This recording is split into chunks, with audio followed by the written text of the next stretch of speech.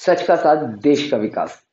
आपका स्वागत है हमारे इस प्रोग्राम में, जो कि आज हम जिक्र कर रहे हैं कि देश में इलेक्शन एक त्योहार की तरह से मनाया जा रहा है। सारी पार्टियां फुल जोरों शोर से इसमें अपनी कैंपिंग कर रही हैं। क्या इन पार्टियों को ये नजर नहीं आ रहा है कि यूक्रेन और रूस में जो बच्चे फंसे हुए हैं, जो स्टूडेंट फंसे हुए, वहां काम करने लोग गए हैं, वो लोग फंसे हुए हैं, उनको लाने के लिए कोई कदम उठाया जाए? या हमारे लिए देश के नागरिक से बढ़कर इलेक्शन जरूरी हो गया है?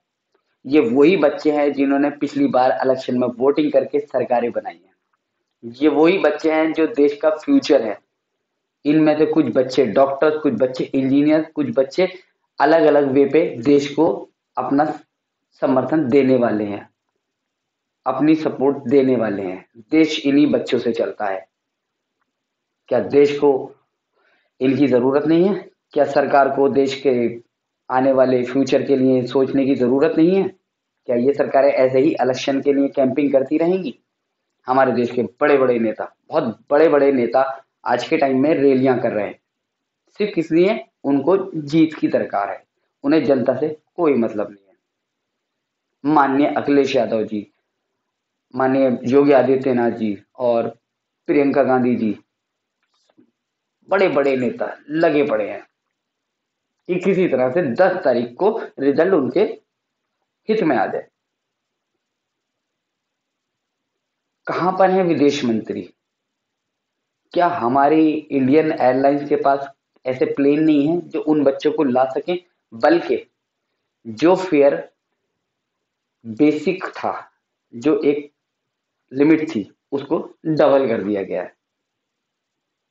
अब भी आपको फायदे का सूझ रहा है? अब भी आप अपना फायदा देख रहे हो? तो जनता के लिए सरकारें कुछ करती हुई नजर नहीं आ रही हैं। पिछली सरकारें थी तो उन्होंने जनता के लिए कुछ नहीं करा, तो जनता ने उनको तंबू समेत उखाड़ के फेंक दिया। अब प्रेजेंटेशन जो सरकारें हैं, अगर वो जनता के लिए कुछ नहीं करेंगी तो जनता को ऐसे सरकार की जरूरत नहीं है जो जनता के साथ ना खड़ी हो सके। तो आप सब जितनी ताकत और जितना पैसा इलेक्शन में झोंक रहे हो, उसका 1% भी अगर आप उन बच्चों को लाने के लिए लगा दो, तो हो सकता है आपका वोट बैंक बढ़ जाए, देश की जनता आपको सम्मान देने लगे। लेकिन किसी को कुछ नहीं दिख रहा है। बड़े बड़ी बातें हो रही हैं, बड़े बड़े नारेबाजी हो रही है कि हम आएंगे। कुछ सरकारें बोल रही हैं अगर हम आए तो हम साल में 3 सिलेंडर गैस के फ्री कर देंगे। रोजगार, फ्री सिलेंडर हो जाएगा तो सब्जी तो पैसे से आती है और पैसा रोजगार से आता है। जब तक काम नहीं होने का, 3 सिलेंडर गैस 30 सिलेंडर दोगे तो भी कुछ नहीं बनाना। जब कुछ होगा नहीं तो गैस जलाने का कोई फायदा नहीं। तो सरकार को ध्यान देना चाहिए बेरोजगार जनता पे, क्योंकि देश अभी कोरोना काल से निकला है। सारे कारोबार ठप हो चुके हैं, किसी के पास कुछ नहीं है। अमीर बहुत अमीर हो चुका है, बहुत ज्यादा अमीर हो चुका है। उद्योगपतियों के बल्ले बल्ले हो गई। कुछ कंपनियों ने 9 की चीज 100 में बेची, मजबूरी में जनता को लेनी पड़ी। क्या देश इंतजार कर रहा है एक और सोनू सूद का जो उन बच्चों को लेकर के आएगा? कब तक देश सोनू सूद के भरोसे बैठा रहेगा?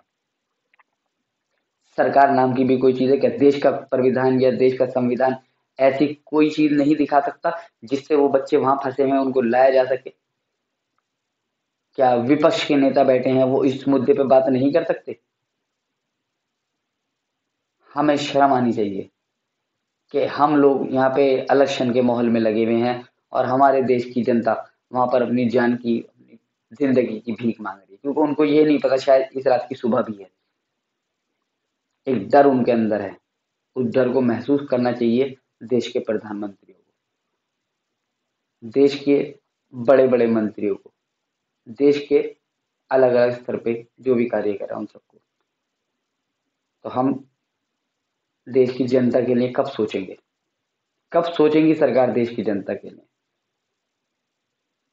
अगर आप ऐसा करते हैं तो आपको इतने बड़े लेवल पर वोट मांगने की जरूरत नहीं, वोटर खुद आपके घर पे आके आपको वोट करेगा। ये सब चीजें सोचनी चाहिए सरकार को। आप जुड़े रहिए सच का साथ देश का विकास में। जय हिंद।